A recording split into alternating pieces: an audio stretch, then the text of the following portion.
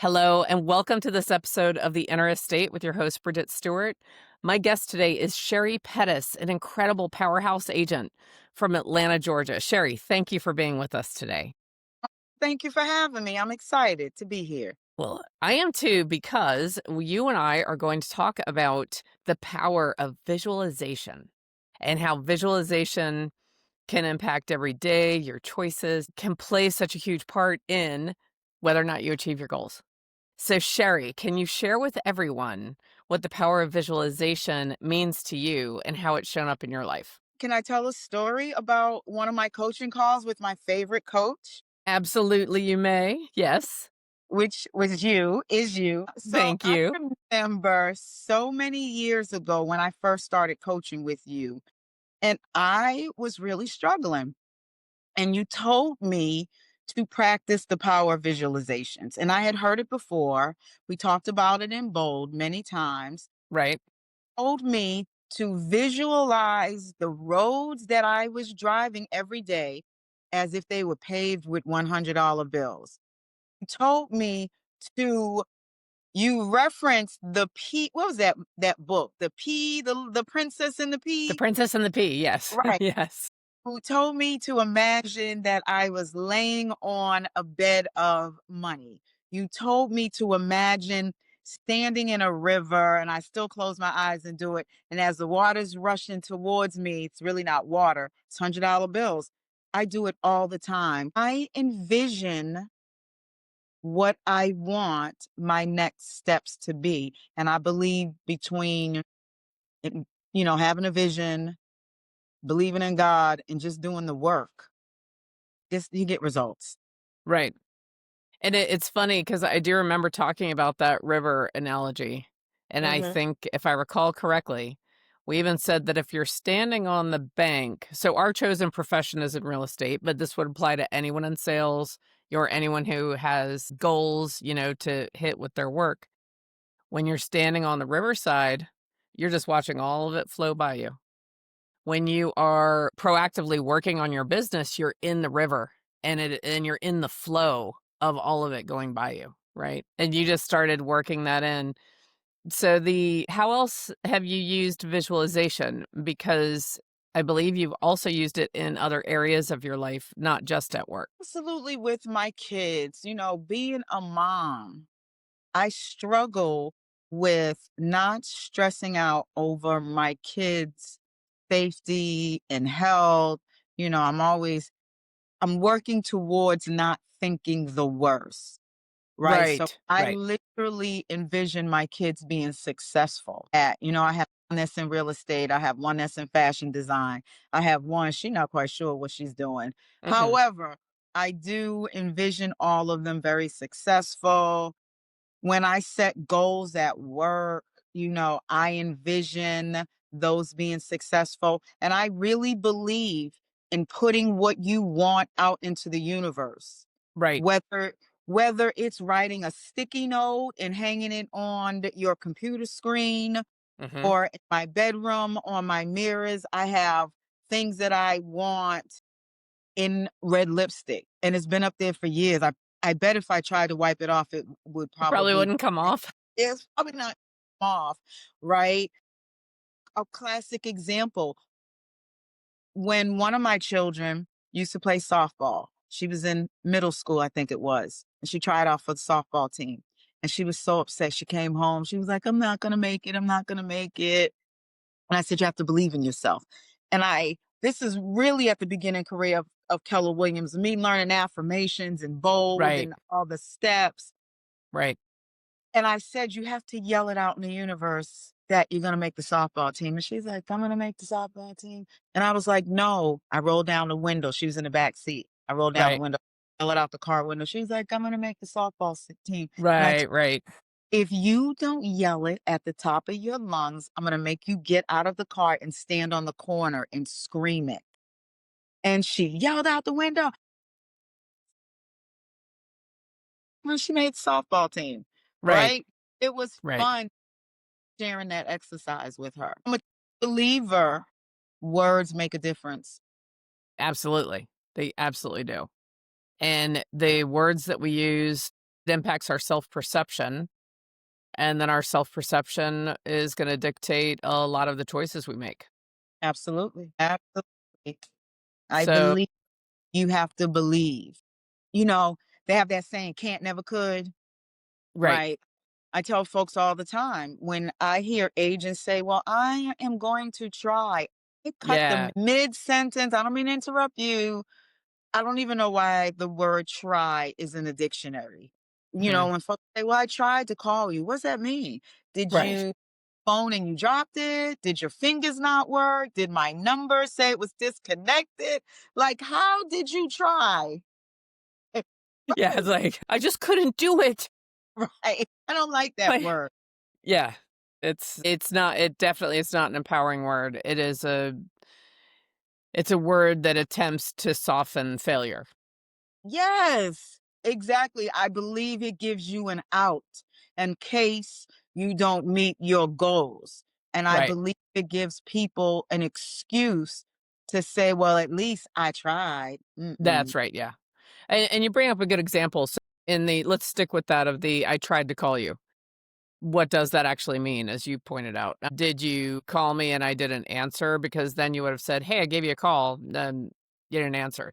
So it's not yeah, it's a word that has it's like a slow leak in a tire, and the more Hmm. often you say it, you may still be moving forward, but you're not moving forward as fast or as safely or as consistently as you'd be able to without that leak.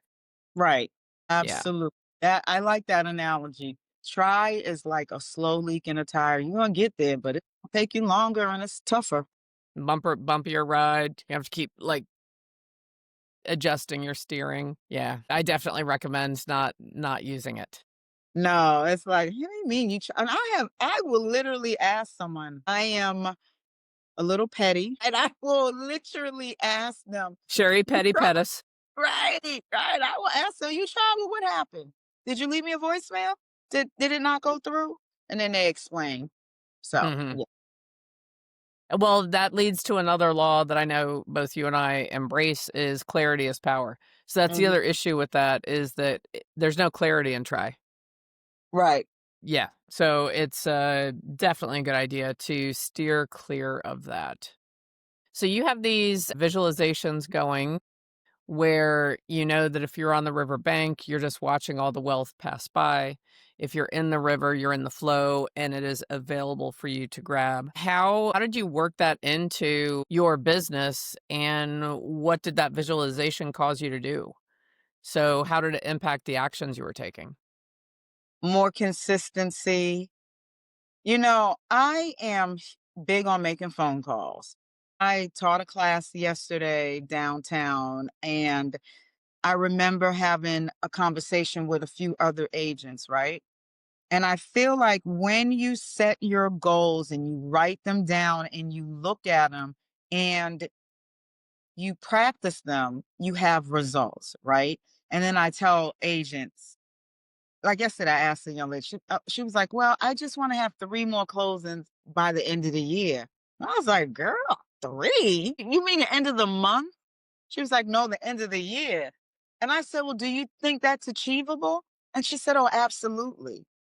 And I said, well, I was taught that if your goal doesn't scare you, make Right. you nauseous, make you go, maybe it's not big enough. Mhm. I said, how about 10 by the end of the year? And she was like, I don't know if I can do that. And I said, okay, well, then that's your goal. I said, why don't we make it 12? She was like, look, but I feel like you really have to tell yourself what you want.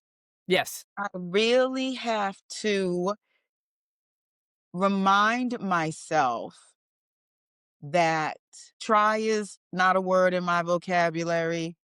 When folks say, I think I can do this, or when people say maybe or might, Right. I don't like words of doubt. No, I don't either. I think they're like loophole words, Yes. right? They give you a loophole to get out of what you committed. Yes. So I work on not using those words. And, you know, it is. been a long road, and I Mhm. still doubt myself. I just like everybody else probably, I suffer from imposter syndrome.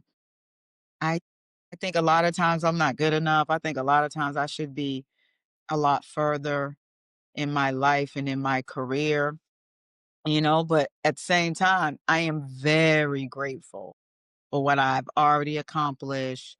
And you know what God has for me coming up. Yep. Tell me, how does faith work into it? So you've got it's not just you by yourself, you've got your faith. Tell Yeah. me how that plays in. There's been so many nights over the years that I have cried myself to sleep. I can have 10 listings and 10 under contracts, and I am still worried. And this past year has really been a journey for me to stop worrying. When Mhm. I look at all the times I cried myself to sleep over whatever, my kids, my ex-husband, my business, my bank accounts, I am still here. I'm Yes, still blessed. I'm still very grateful, and God has never let me down. And two of my daughters, always remind me, "Mommy, why are you getting upset? Why are you getting upset?" And then when I give them a success story, they're like, "See, told you." mhm, So I also have to remind them of the same thing. right. I really believe. See, I don't say I think. I really believe life is about having dreams and goals. If not, what's the point? That makes That's it right. makes it interesting. We're all here for a short amount of time. We're all not going to be here one day. Why not have a ball While we're here. while we're here? Do something good for some other folks. One of the things I taught my kids when they were younger, my children had to do volunteer work. Mhm, Every Christmas, they had to fill up a trash bag full of clothes and toys, and we would donate it before you could get your presents. So, volunteer work is part of my goals. That nonprofit that I have. right. That's what makes life interesting. I It mean, really does. what else we got to do? So can you share a little bit about your nonprofit and how you created that? I got that nonprofit idea from reading The One Thing. It was Mhm, one of the first books I read when I joined Keller Williams. I've been with Keller Williams since 2012. okay. And I read The One Thing and I went to my first bowl and they said, come up with your big why. Mhm, Everyone says, I got into real estate because I wanted to help people. No, you didn't. You got into real estate because you heard we make a lot of money and we have a right. lot of free time and Yes. our schedules because I'm on a flexible Right, schedule. right, right. I Yeah. worked like a dog I know. my first Yeah. decade. Like I would go on listing. I'll never do it now. I would go on the listing appointments at 8 o'clock at night. No, Yeah. ma'am. No, ma'am. I'm not doing that now. Eight Mhm. o'clock. I'm already sleep an hour. I go to bed Right, yeah. early. That the one thing got me to figure out what my big why is. And my big why, and I've had permission to share this story. My Mhm. cousin had still does have a has a challenge with addiction. And she never graduated high school, never went off to college. College saved my life. My mother made me go. Right. I am an advocate for children to get to school. Our scholarship gives away money to local seniors at the high school my kids either graduated from or the high school that's close to my office. And so part of the application process is they have to talk about their volunteer work, Very right? good. Right. So that is what I got out of the one thing. That's how I created my scholarship. And we've given away $75,000 over the last 5 years. That's amazing. And some of those first kids that got the scholarships have graduated college now. And like, oh, I'm like such a proud mom watching Yeah. these graduate. That's It's a lot. really good. A And it was lot of something that when you first thought about it, starting your own nonprofit, I feel like you were thinking about that was gonna be something far off in the future after you did X, Y, and Z, and then you realized, hold on, I can just start that now. It was another Keller Williams OP came into our office and he talked about his nonprofit and he said, "Hey, if you want to create one, I got a guy." And Yeah, I was like, "Huh," because I want to do it. I had my assistant download the paperwork to create a nonprofit, and it was like this thick. And Yes. she gave it to me, and I looked at her like, "I'm not reading that." And so when Rick came to our office that day, I called his guy, and this guy did it. I think it cost me like $2,000 maybe. Hmm. And he does everything for me every year. He does whatever. I send him a couple of $100 and he takes care of it. That's good. That's good. So, what are It's you a currently doing with your team? So it is just myself and Hmm. Skylar.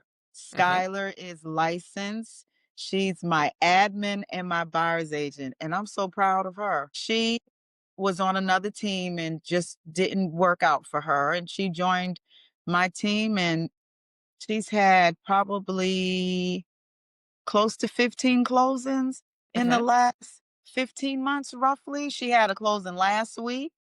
She had one the week before. Hmm. She is on her way to a closing as we speak. So Good. I'm about to hire someone else. Did you see my TikTok that went viral?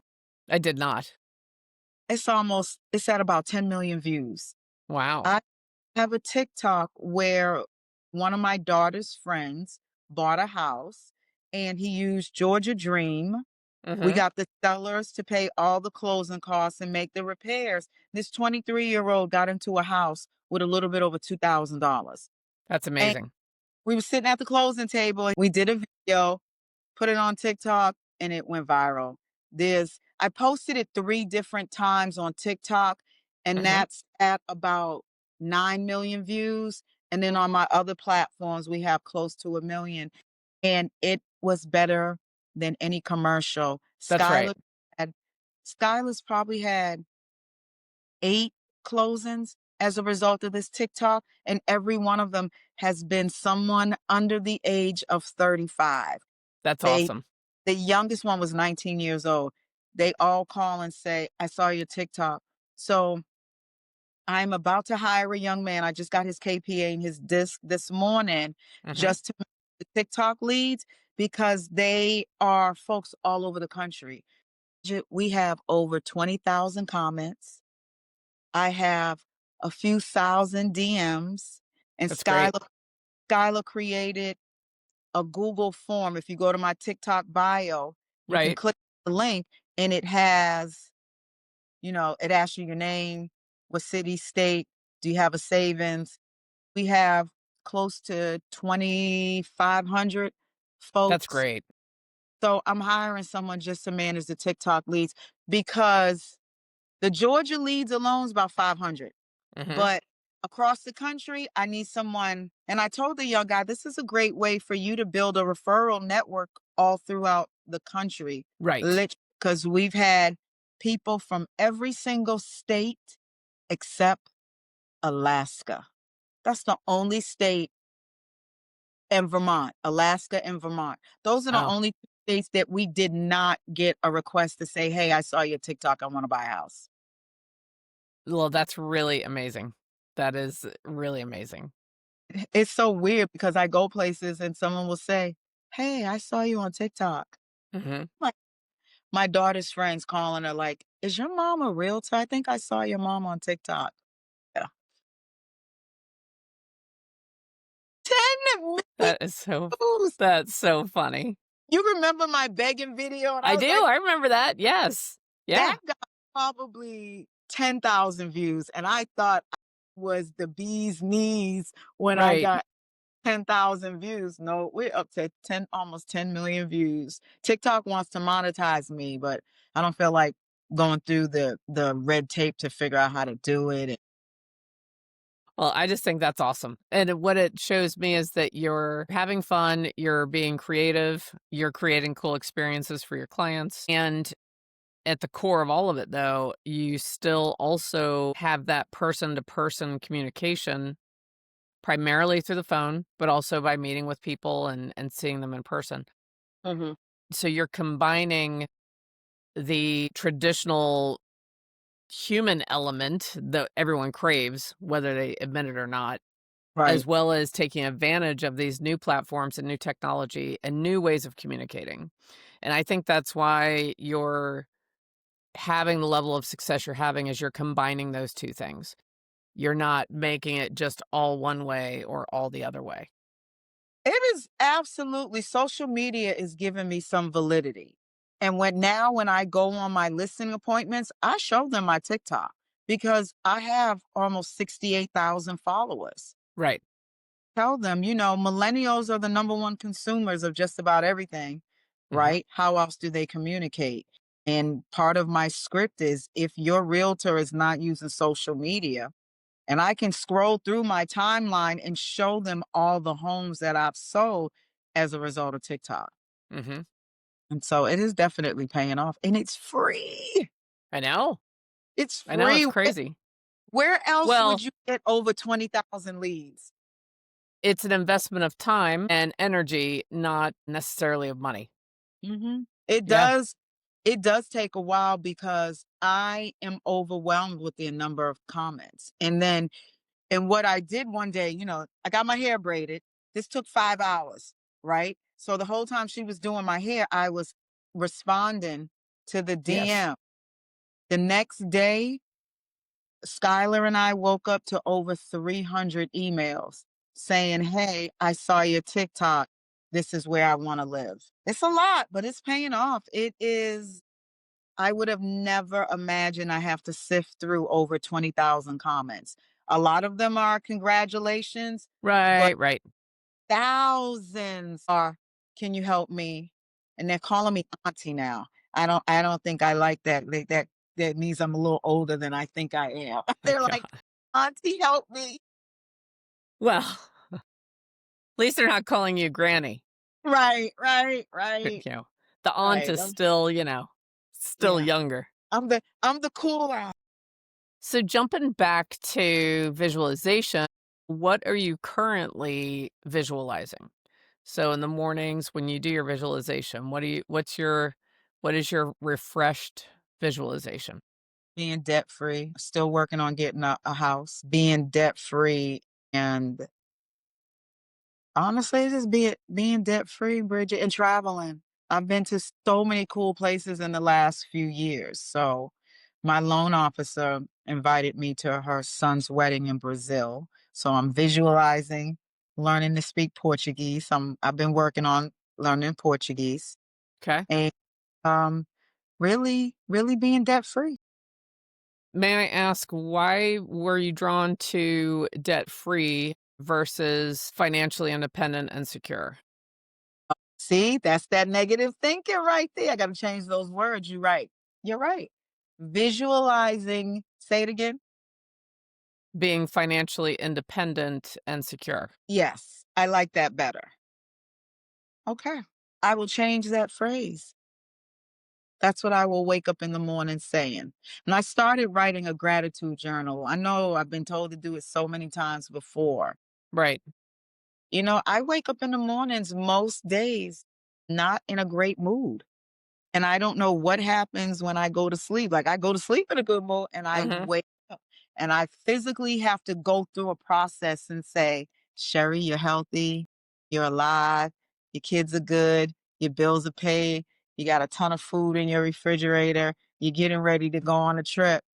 God is good." And I look out the window and I'm like, all right. But it takes a process. I don't know why I go through that in the morning. I wake up most days in a bad mood. And I have to go get it together. And then after a few minutes, I put on some red lipstick. Sheri Mhm. Pettus is back. So you've got a process for it.